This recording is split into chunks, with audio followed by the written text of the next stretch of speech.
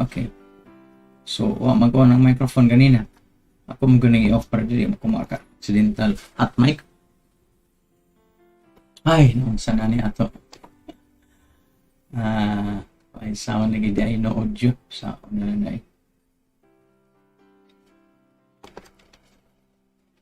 Okay, balik ta. Welcome to episode 8 of Ignorantia Legis, the 18th of September 2020. Nag-discuss kita og mga different topics of law for the general public. So far, ang atong mga discussion, ang coverage lang sa law subjects based on the bar syllabus para natay guide. And nakadiscuss na ta sa political law and international law. Nakadiscuss na ta sa labor law and social legislation. Unsay mga topics covered na. Nakadiscuss na ta sa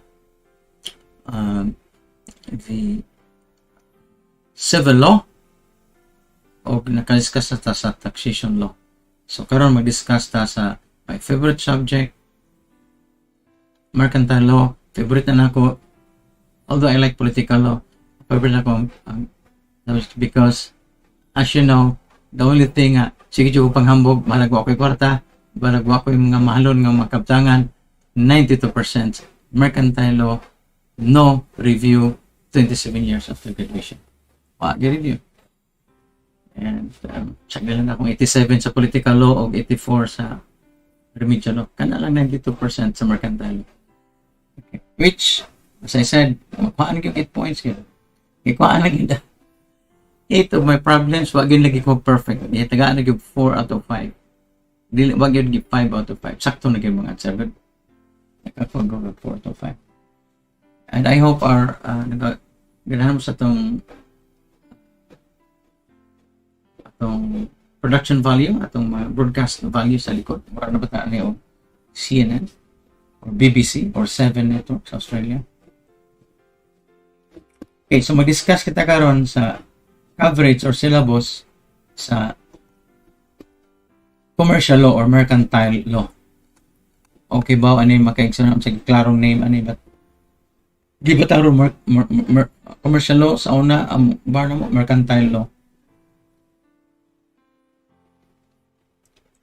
So, sa preliminary lang sa mga commercial law, the remedies involved in real estate mortgage such as foreclosure, redemption, issuance of writ of possession, annulment of sale are moved to remedial law. So, supposedly commercial law sa na siya, pero okay, mortgage man na, foreclosure man siya. So, real estate mortgage, foreclosure, redemption, issuance of writ of possession, annulment of sale are moved to remedial law. So now, let's go to commercial law. Let's look at the major topics first. Major topics first.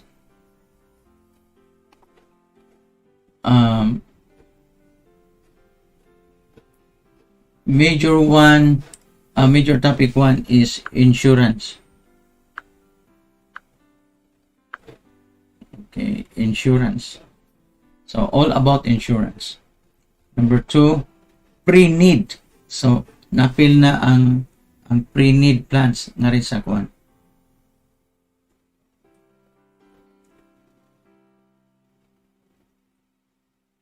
Pre-need.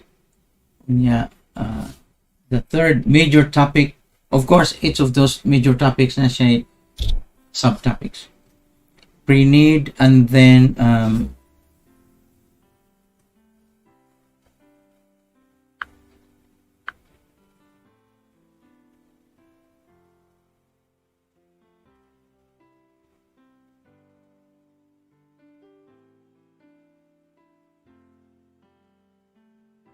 okay.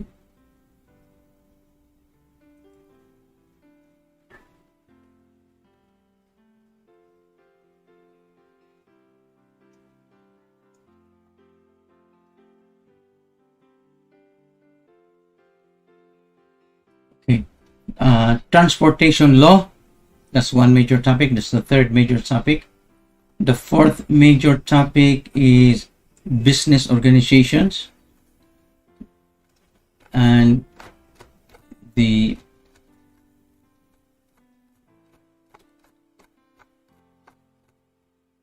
fifth major topic is securities. Dili security, ha? Securities. Sixth topic is banking. Seventh topic is intellectual property. Eighth topic are special laws.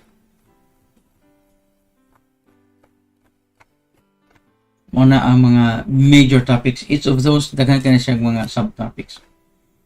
List of relevant materials to be considered is the 1987 Constitution, as usual. Then, the Civil Code of the Philippines. Okay, the Civil Code of the Philippines.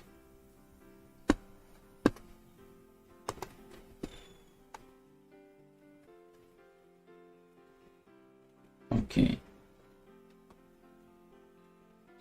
The Civil Code of the Philippines usually covered na siya sa civil law, pero ang provisions on the Civil Code regarding transportation, surety, guarantee, real estate mortgage, and concurrence and preference of credits are covered by mercantile law or commercial law. And then other laws and regulations, PD 612 as amended by RA 10607, the Insurance Code, and then Republic Act or RA 9829, the Pre-Need Code of the Philippines. So, sinadin yung mga balaura, wala ko ka pag-uha ng mga balaura. They're so new.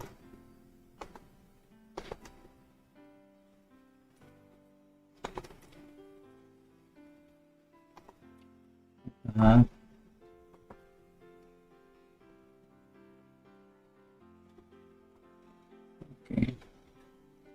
They're so new. Onya, Acts number 2616.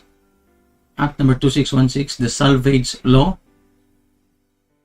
And the Commonwealth Act number 65 or Public Act number 521, Carriage of Goods by Sea Act. The Commonwealth Act number 146, it's called the Public Service Act. The Maritime Commerce Law, relevant provisions of the Code of Commerce. Warsaw Convention, Convention for the unification of certain rules regarding international carriage by air. Warsaw Convention. Importante na magkaisa sa mga claims, especially ito mga flights na to.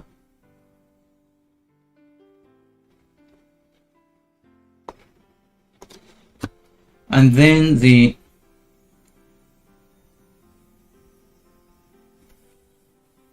RA 10668, allowing foreign vessels to transport and co-load foreign cargoes for domestic transshipment. And then RA number 11232, Revised Corporation Code of the Philippines. Bago ka ng mga oray. Or last year pa na. Or 2019.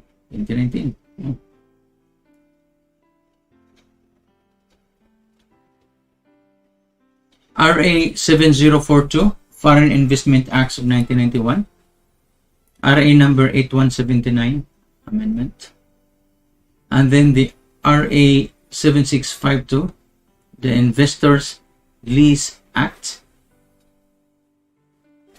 And then RA number 7916, Public Acts number 8748, the Special Economic Zone Act of 1995.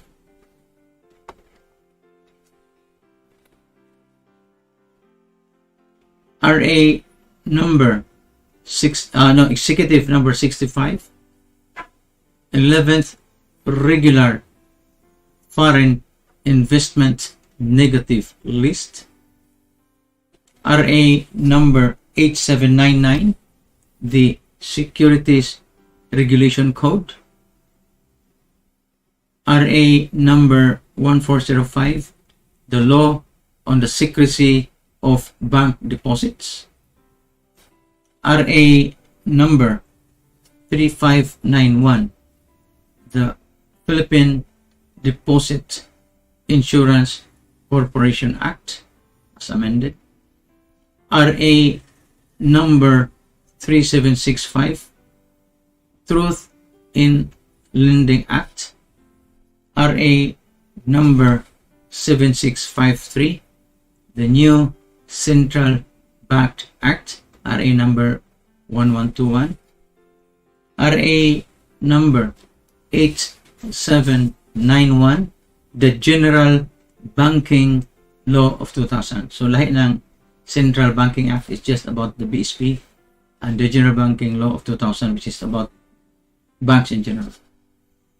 RA 9474, the Lending Company Regulation Act of 2007, RA number 10881, RA number 8293, the Intellectual Property Code of the Philippines, as amended by RA 9150, RA 9502, and RA number 10372.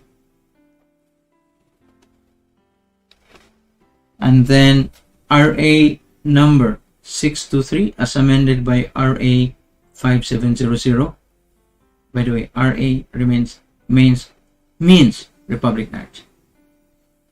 The use of duly stamped and marked containers. IPO PHL Memorandum Circular 011-17, Philippine regulations implementing the protocol relating to the Madrid Agreement concerning the international registration of marks of 2017. Our Act number 3135 as amended by Act number 4118 or the Real Estate Mortgage Law. RA number 9160 as amended by RA number 9194 and RA number 10365. Anti-Money Laundering Act of 2000. RA number 10142, the Financial Rehabilitation and Insolvency Act of 2010. 2010, RA number 10173 and its implementing rules and regulations, Data Privacy Act of 2012, and RA number 11057 and its implementing rules and regulations, the Personal Property Security Act, and then RA number 10667 and its implementing rules and regulations, the Philippine Competition Act. So, mga rules covered for the bar examination, laws covered for the bar examination, mercantile law. By the way, katong laws mag-isa, it's law tag-as kay na sila kabing corporation code.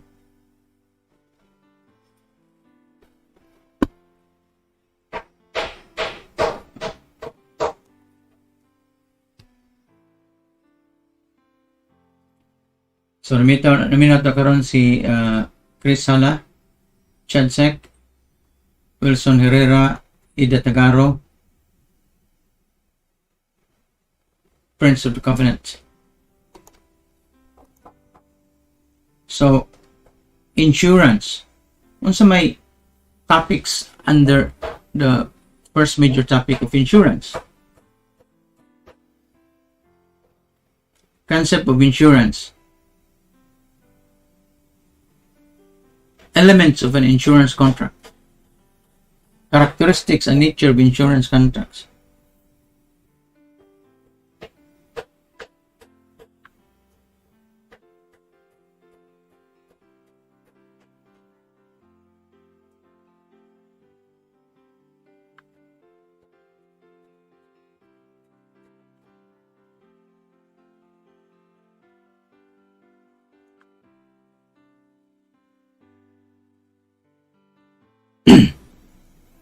characteristics and nature of insurance contracts, and then classes of insurance: marine insurance, fire insurance, casualty insurance, surety zip, life insurance, micro insurance, compulsory motor vehicle liability insurance, compulsory insurance coverage for agency hired workers.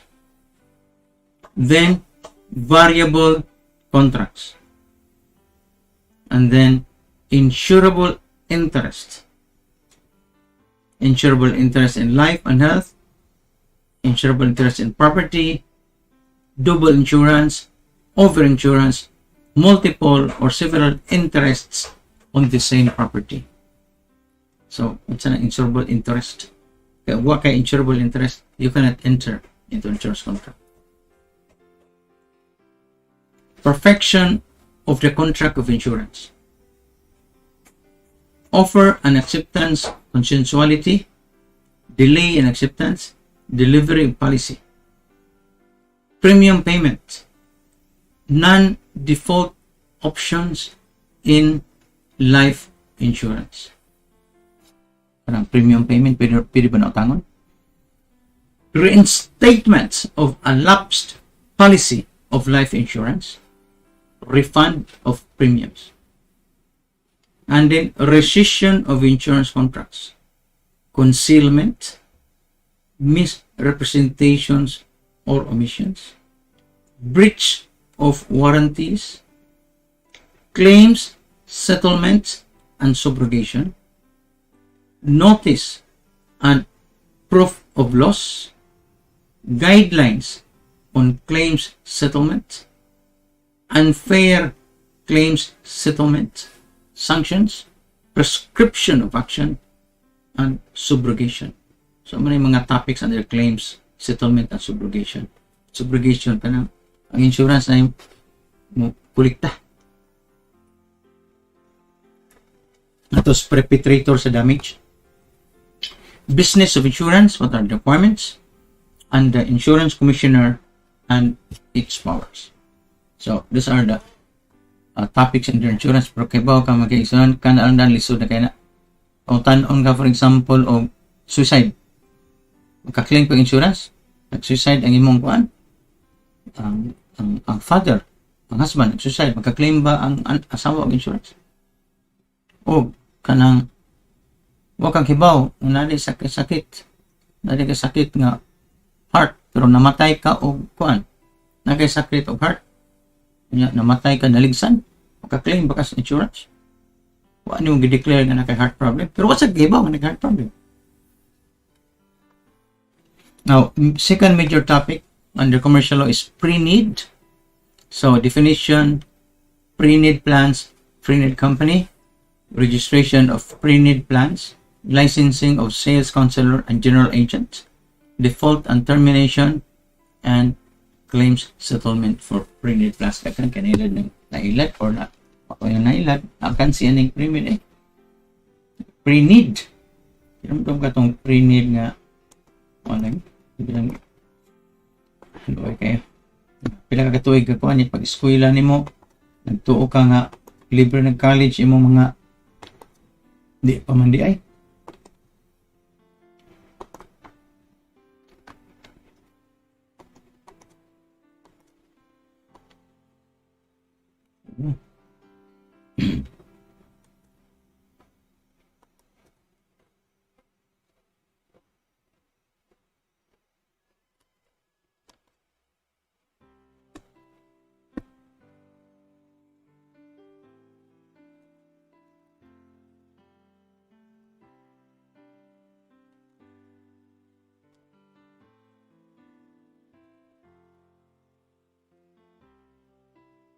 okay.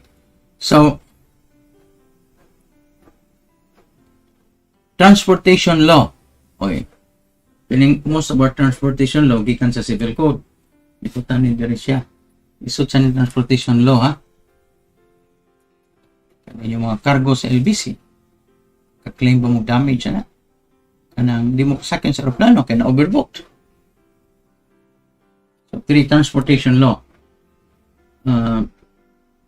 And one topic in transportation law is about common carriers. Diligence required of common carriers. Kanang mga bus, common carriers man, kanang mga V-hire, mga public bus, jeepney. These are common carriers. Diligence required of common carriers, liabilities of common carriers, classification of common carriers, classification of transport network vehicle services and transport network companies, and then vigilance over goods. Ayay, kung mabuak na yung itlog man kayo ng pag-deliver sa bus, mobile ba ang bus, or nahog imong mga butong ikan sa truck, mobile bang bus, vigilance over goods, exempting causes, requirements of the absence of negligence, the absence of delay, mora, due diligence to prevent or lessen the loss. And then you have contributory negligence. Contributory negligence. Negligent mo ha, contributory. Pasahero. Goods over goods siya, over goods. Goods sa pasahero. Duration of liability. Kung saan magsugod ang liability sa common carrier sa bus o kung sa, not only bus but mga barko. Duration of liability. Delivery of goods to common carriers. Actual or constructive delivery. Temporary unloading or storage. And then, how about stipulation for limitation of liability? May may liable, ha? Diba? Valid ba na ang statement? May liable kung maguba, mawa inyong mga kargo. Stipulation for limitation of liability.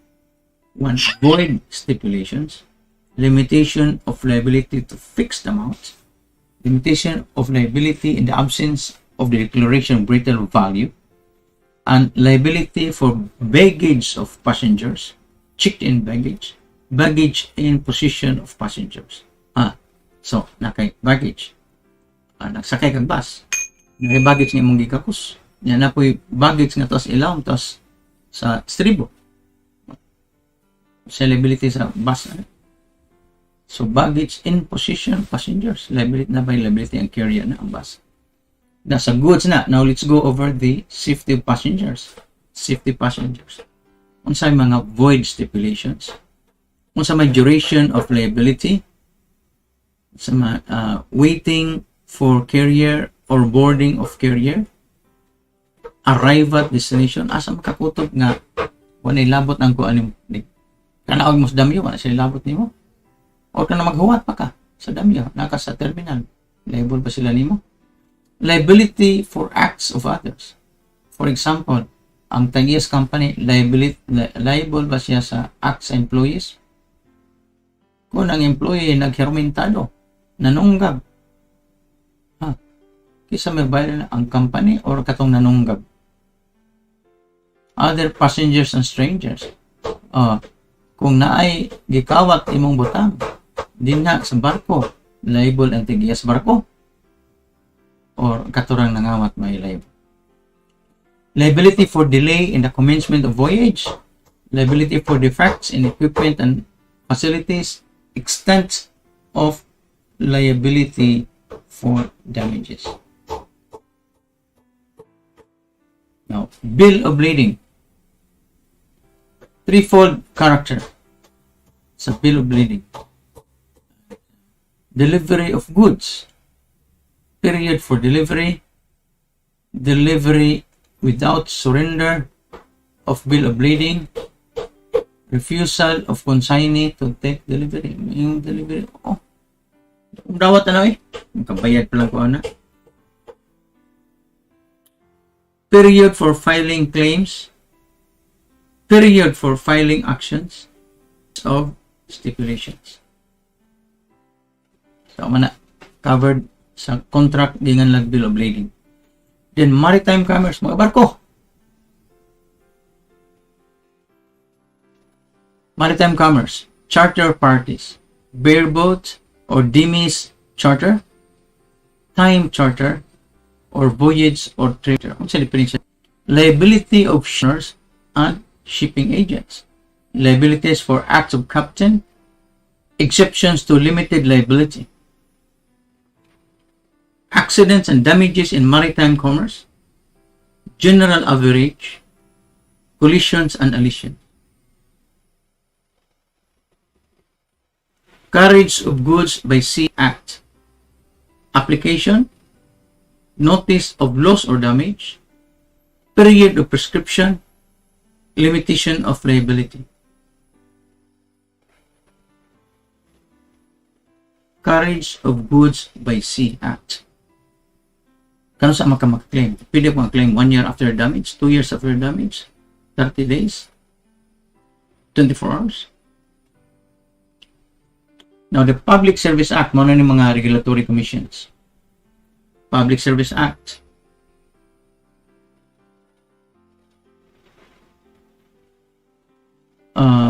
Definition of a public utility. Necessity for certificate of convenience. Requisites. Citizenship. Promotion of public interests. Financial capability. And then the prior operator rule. Meaning, exemptions and ruinous competition. Prior operator rule. Fixing of rate. Rate of return. Exclusion of income tax as expense. Ako di ko agree na. Anyway, unlawful arrangements, the boundary system, and the kabit system. Unlawful na siya, boundary system. Approval of sale, encumbrance, or lease of property. And then the Warsaw Convention.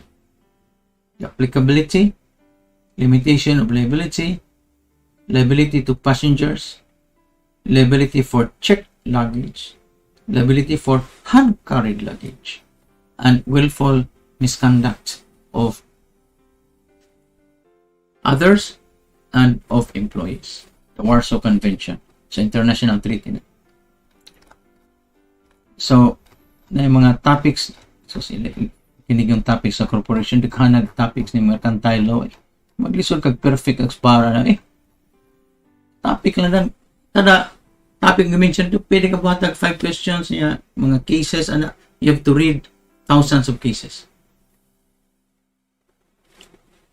Especially kung ang problem will have to be decided by a doctrine.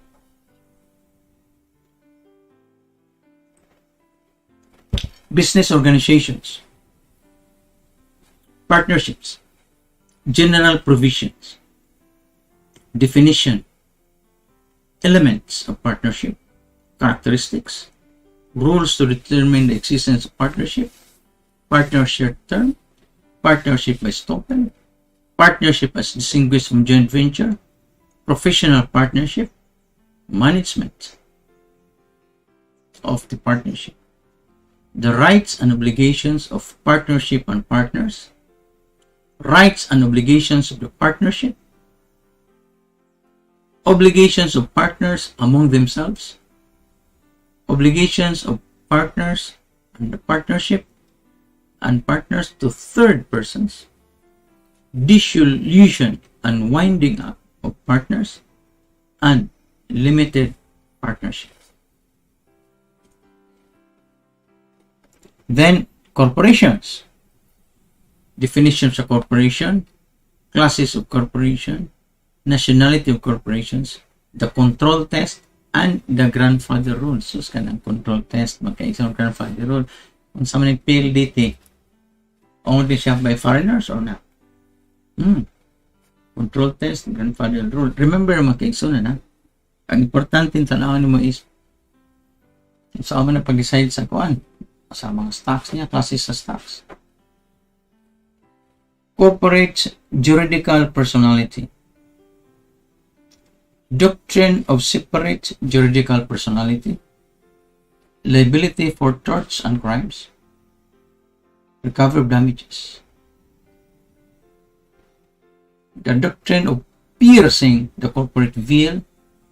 grounds for application of doctrine, and the test and determining applicability. By the way, so kanang corporate juridical personality, pwede na maka-claim sa libel ang company. Masafir ba yung image? Capital structure, number and qualification of incorporators, subscription requirements, corporate term, classification of shares, preferred shares versus common shares, scope of voting rights subject to classification, founders' shares, redeemable shares, treasury shares.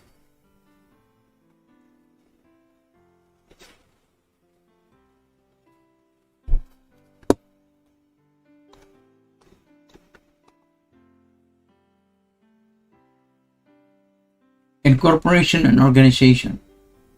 Promoter, liability of the promoter, liability of the corporation for the promoter's contracts, subscription contract, pre-incorporation subscription agreements, consideration for stocks, articles of incorporation, contents, non-amendable items. Corporate name, limitations on the use of corporate name, registration, incorporation, and commencement of corporate existence, election of directors or trustees, adoption of bylaws, contents of bylaws, binding effects, and amendments. Effects of the non-use of corporate charter. Corporate powers. General powers, the theory of general capacity. Specific powers, theory of specific capacity. The power to expand, extend, or shorten corporate term. The power to increase or decrease capital stock or incur, create, increase bonded indebtedness. Power to deny preemptive rights. Power to sell or dispose corporate assets, power to acquire shares, power to invest corporate funds in another corporation or business, power to declare dividends, power to enter into management contract. Then limitations. Ultra Vires Acts. Unsa na application of the Ultra Vires Doctrine, consequences of the Ultra Vires Acts. The doctrine of individuality of subscription, the doctrine of the equality of shares, and then the trust fund doctrine, how exercised by the shareholders, by the board of directors, by the officers. Stockholders and members, fundamental rights of stockholder, participation in management, proxy, voting trust, cases when stockholders' actions is required, by a majority vote, by 2/3 vote, by cumulative voting. And what are the manner of voting?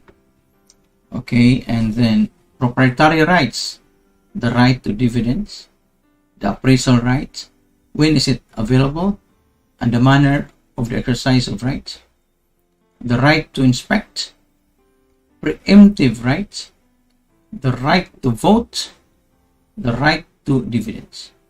Now, remedial rights, individual suit, representative suit, and derivative suit. So, na mga daghang mga cases ani mga derivative suit, representative suit, or individual suit. Obligations of stockholder, meetings, regular or special, notice of meetings, place and time of meetings, quorum, minutes and agenda of meetings, board of directors and trustees, repository of the corporate powers, tenure, qualification and disqualification of directors, requirements of independent directors, elections, cumulative voting, and quorum, and removal, filling of vacancies, compensation, disloyalty, the business judgment rule, the solidarity liability for damages, personal liabilities, responsibility for crimes. Kasi may responsible for crimes committed. Special fact doctrine, inside information, contracts by self-dealing directors with corporation, between corporations and with interlocking directors. And then you have executive and other special committees. Creation, limitations on the powers of the committees. Meetings, regular or special. When and where. Notice, attendance in meetings, who presides, quorum, rules on abstention. By the way, kaning mga topics, mga topics sa commercial law niya, kaning taas-taas itong i-discuss under pa ni sa business corporations, ha? Ato na siyang panon. Asa ni, di mo na mahurot na ito ng orasa. O sa kaoras, pagbasa na ito sa iyang topics involved, mo na kalisod ng mercantile law, makikso na.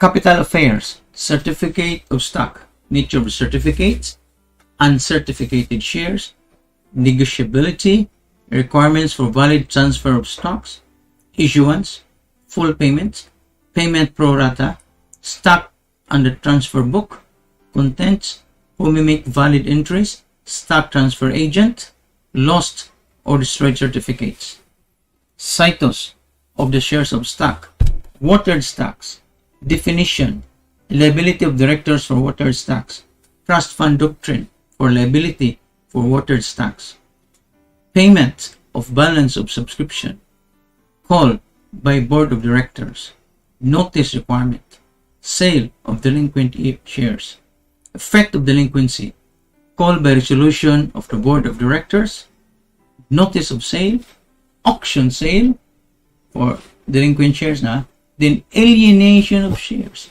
allowable restrictions on the sale of shares, sale of partially paid shares, sale of a portion of shares not fully paid, share of all shares not fully paid, share of fully paid shares, requisites of a valid transfer, and involuntary dealings.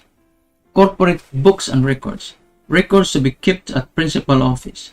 The right to inspect corporate records. Effect of refusal to inspect corporate records. Dissolution and liquidation. The modes of dissolution. Voluntary dissolution, where no creditors are affected, where creditors are affected by shortening the corporate term and withdrawal of the dissolution.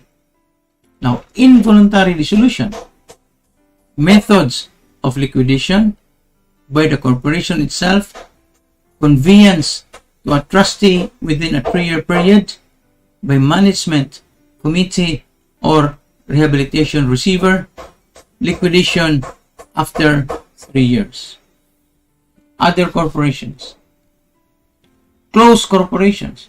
Characteristic of a closed corporation, validity of restrictions on transfer of shares, issuance or transfer of stocks in breach of qualifying conditions, when board meeting is unnecessary or improperly held, preemptive rights, amendment of the articles of incorporation, deadlocks, non-stock corporations, definition, purposes, treatment of profits, plan and distribution of assets upon dissolution, educational institutions, religious corporations, educational corporations, corporation sole, and what's the nationality of the corporation sole, religious societies, one-person corporations, accepted corporations, capital stock requirements, articles of incorporation bylaws, corporate name, corporate structure and officers, nominee, minutes and records, liability, and conversion of a corporation to one-person corporation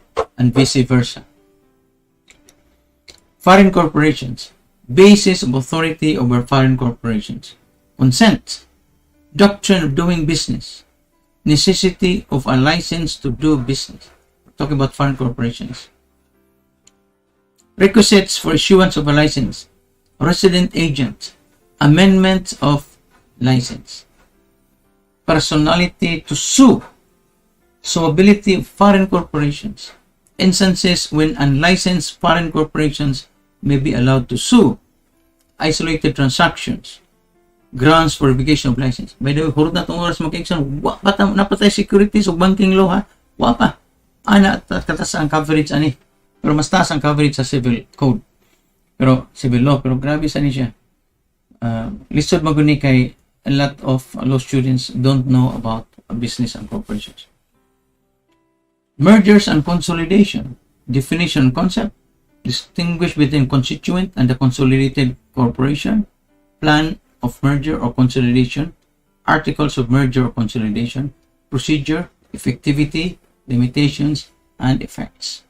Investigations, offenses, and penalties. The authority of the Commissioner, Securities and Exchange Commission. Investigation and prosecution of offenses. Administration of oath and issuance of subpoena. Cease and desist power, contempt. Sanctions for violations. Administrative sanctions. Prohibited acts. Penalties or liable authority of the exchange